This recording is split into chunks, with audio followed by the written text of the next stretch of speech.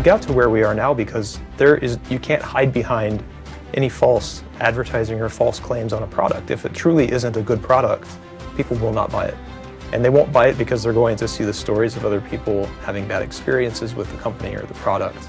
And so there is no hiding from the truth behind your product. To talk about why Yelp is so dissatisfying to a lot of businesses, you have to go all the way back to 1994 when Yahoo launched, a human-edited search engine. Basically a big giant card catalog for the internet. It got organized by human beings. Of course, human beings don't really scale to billions and billions of web pages. So in '99, Google came along with its automated algorithm. It captured web pages dynamically, automatically. It changed how search works, to make it more relevant, also to make it much easier to index and kind of assess and understand what was going on the internet. It didn't require human beings, it required computers, which are much easier to scale, right?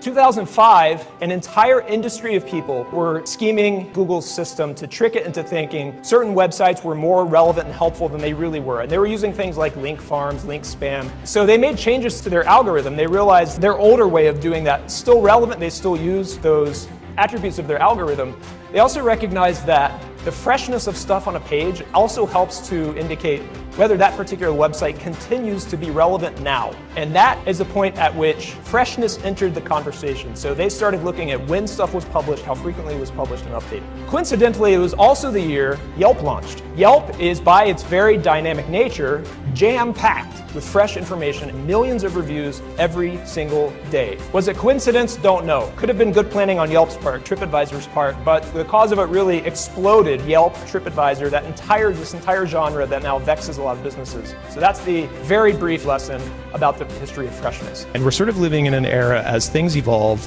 consumers get more engaged in the purchase decisions, sharing of brand content, all of these things. They actually become the creative. And you don't get creative review. You can't sit down and say, okay, what are you going to say about my brand? What images are you going to post? That's off-brand. You can't do that. Right. And that's very frustrating for a lot of marketers because there's a lot of, there's a big gap. There's kind of a donut hole left.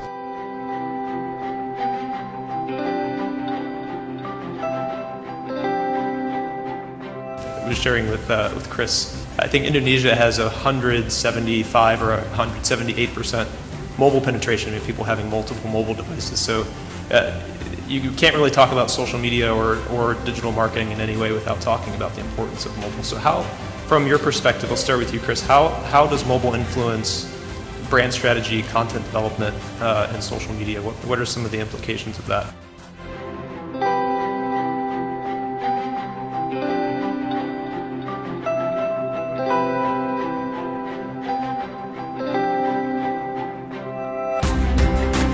When people say, yes, but I don't know what to say there. I don't have anything interesting. I do what I do. I do pharmaceuticals marketing. That's not interesting. Well, it is interesting because there's no one else uniquely qualified to know that but you. This isn't so much about what you do in your profession as it is what you know. There's a gentleman I met, I gave a workshop several weeks ago to a group. They're in healthcare marketing, not the sexiest business in the world.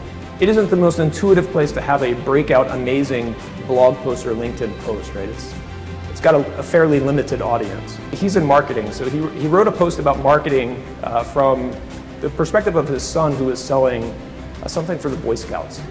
And they had sat outside of Walmart all day, and no one bought the thing he was selling because he wasn't doing a good job marketing it.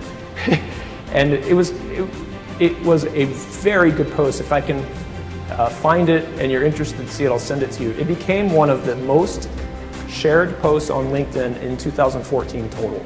Of everything on that platform, Richard Branson on down, this was one of the most shared things on LinkedIn. This guy works in healthcare IT and healthcare marketing. He's not Richard Branson, but he now has a massive following on LinkedIn, which will connect him to professional opportunities, no doubt.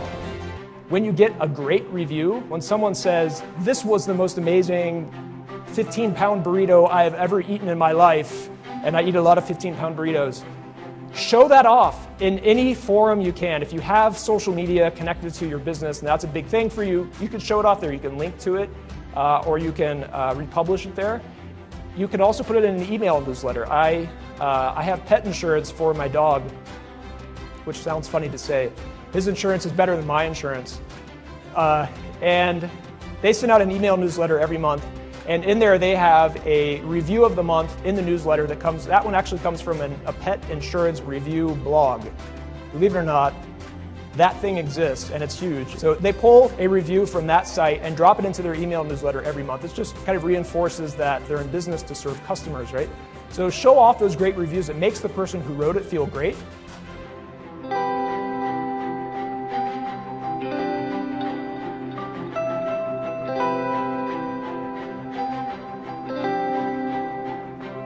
Only about 20% of consumers believe that a company is going to respond to them. 20%.